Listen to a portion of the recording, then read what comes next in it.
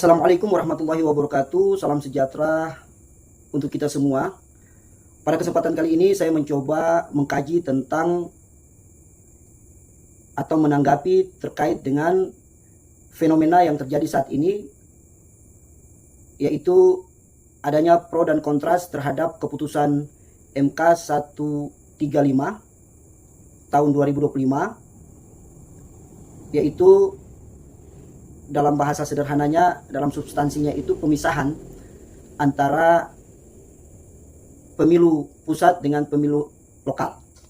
Atas dasar apa? Atas dasar dari teman-teman di Perludem yang mengajukan gugatan atas undang-undang pemilu yang dilihat dari sisi efisiensi, efektivitas, yang kemudian mempunyai kualitas yang kurang berjalan secara baik, sehingga teman-teman di Perludem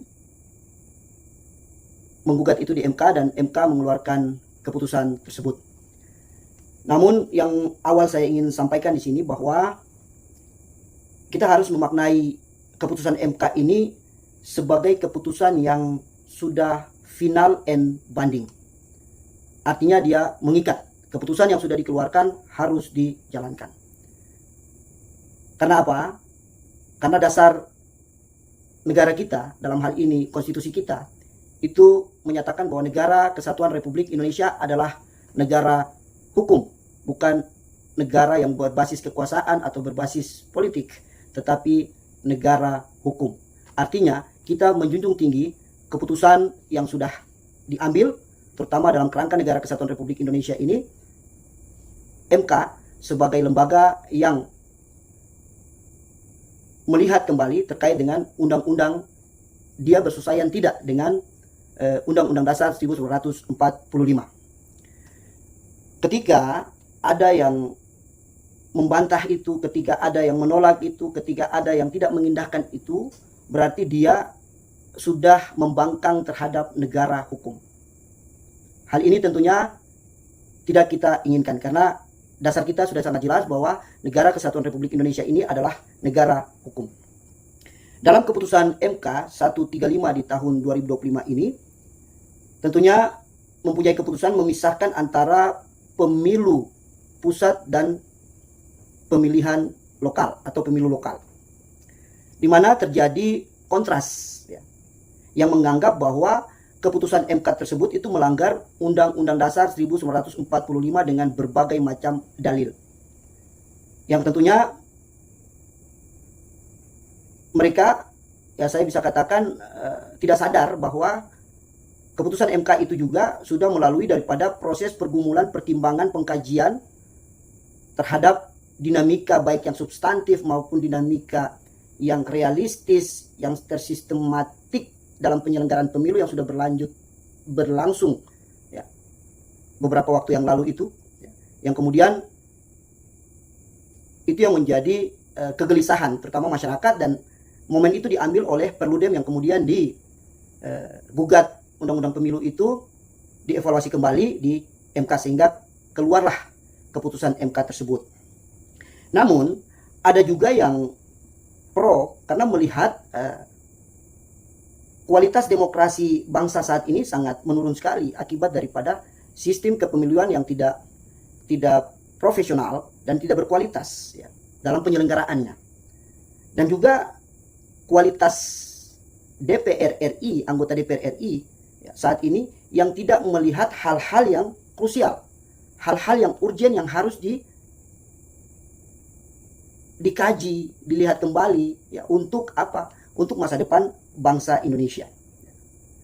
Dan mereka tidak menjadikan hal-hal persoalan-persoalan yang apa, feeling apa kalau kita bilangnya, kurang begitu peka terhadap dinamika bangsa ini, sehingga tidak ada skala-skala prioritas yang kemudian itu menjadi hal yang harus dibahas, yang kemudian yang harus diambil langkah secepatnya seperti itu.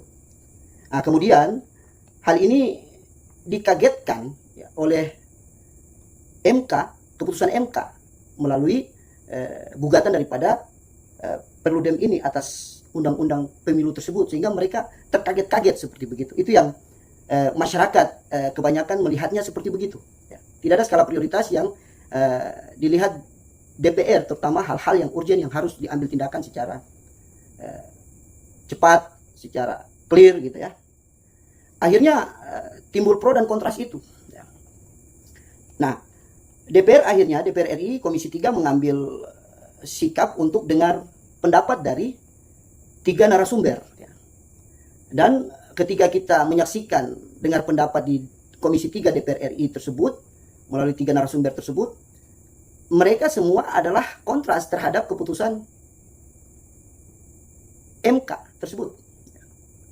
Dan DPR sebenarnya lalai dalam hal ini karena tidak memberikan keseimbangan kepada kajian pro ya, terhadap keputusan MK itu. Sehingga ada keseimbangan yang harus diambil dan kemudian ada hal-hal konkret yang dilihat dari dua sisi yang kemudian akan mengambil satu titik temu yang terbaik seperti itu atas persoalan yang kita hadapi terkait dengan melanggar konstitusional atau tidak seperti, dan apa yang menjadi solusi gitu ya. Nah, namun dalam konteks ini yang perlu kita pahami ya, bahwa di dalam amandemen Undang-Undang Dasar 1945, amandemen yang ketiga tentang pemilu itu ada 2 hal yang perlu kita pahami, yaitu bahwa format yang sudah dibuat di dalam Undang-Undang Dasar 1945 yang terkait dengan pemilu itu yang pertama 5 tahun sekali itu untuk pemilu, yang mana itu pilpres, pileg di berbagai tingkatan ya, pusat, provinsi, kabupaten, kota ya, itu harus dijalankan 5 tahun sekali ya. Dan itu sudah termaktub dalam semangat keserentakan pemilu itu ya. Terus yang kedua, pola yang kedua terkait dengan pilkada. Pilkada itu dia tidak diatur waktu, tapi dia fleksibel gitu, karena itu dinamika kedaerahan seperti itu.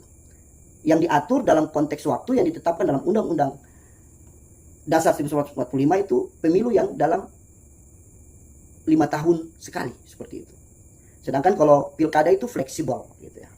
Nah, dengan dasar itu ya, ketika kita berpikir bahwa harus kita jadikan sebagai dasar dalam berpikir kita dalam menyikapi persoalan polemik ini.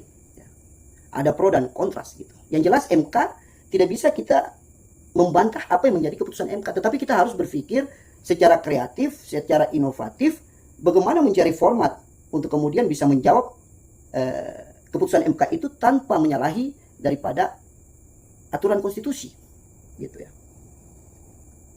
Nah, semuanya itu akan terjawab ya, dan tidak melanggar daripada konstitusi.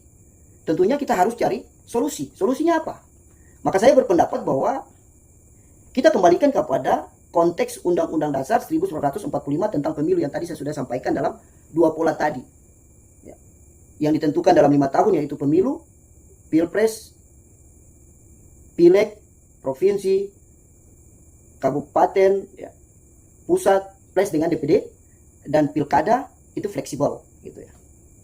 Maka perlu direvisi yang namanya Undang-Undang Pilkada. Jadi itu tetap paten di tahun, kalau sudah jatuh tempo 5 tahun, itu harus, kalau tidak salah 2019, itu harus dilaksanakan pemilu itu. 5 kotak suara yang akan dihadapi nantinya.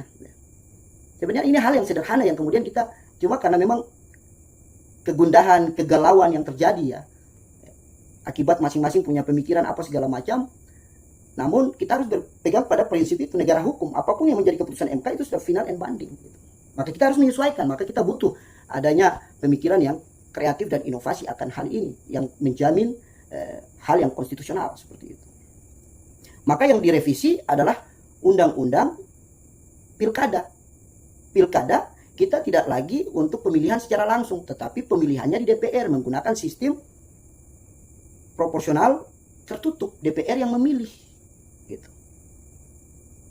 Sehingga dalam proses pasca pemilu itu tidak ada pemilihan langsung lagi, itu sudah diserahkan ke DPR masing-masing untuk mempersiapkan proses pemilihan kepala daerah yang diatur di dalam Undang-Undang Dasar 1945 itu dalam bab kepemiluan itu ya,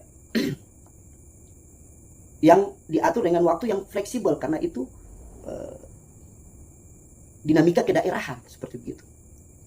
Sehingga saya pikir hal ini yang tentunya dapat disampaikan untuk solusi seperti itu, untuk tidak menjadi polemik yang terlalu berpanjangan. Maka solusinya adalah undang-undang pilkada harus direvisi. Undang-undang pemilu harus direvisi terkait dengan pilkada secara langsung itu direvisi, maka undang-undang pemilu kada yang menjadi rujukan juga harus direvisi gitu. Untuk apa? Untuk dikembalikan sebagai proporsional tertutup, DPR yang memilih. Maka itu yang menjadi solusinya gitu. Itu pandangan dari kami selaku akademisi di wilayah Timur Indonesia. Mudah-mudahan bisa menjadi referensi untuk DPR RI untuk dapat merumuskan revisi undang-undang pemilu maupun pilkada. Untuk apa? Untuk menjaga ruh konstitusional kita dan ruh negara hukum kita yang kita menjunjung tinggi nilai hukum sebagai panglima di bangsa Indonesia ini. Terima kasih atas perhatiannya dan tetap kita semangat dalam kerangka negara kesatuan Republik Indonesia.